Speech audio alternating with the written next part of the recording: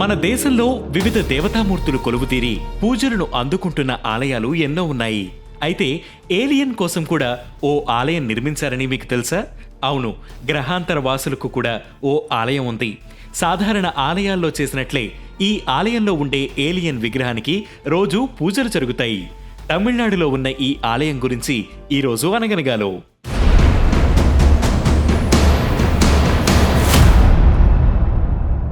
తమిళనాడులోని సేలం జిల్లా రామకొండను ప్రాంతానికి చెందిన లోగనాథన్ అనే వ్యక్తి ఈ ఆలయాన్ని నిర్మించారు.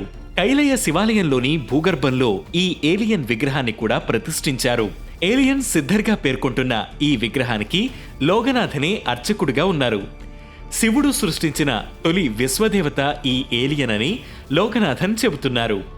ఏలియన్తో తాను మాట్లాడానని, వాళ్ల అనుమతి తీసుకునే విగ్రహాన్ని ప్రతిష్ఠించానని ఆయన చెప్పుకొచ్చారు.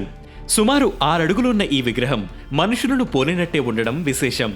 శాస్త్రవేత్తలు పేర్కొనే జెటా రెటిక్యులన్స్ లేదా గ్రే ఏలియన్స్ రకానికి చెందిన ఏలియన్స్ ను ఈ విగ్రహం పోలి ఉంటుంది.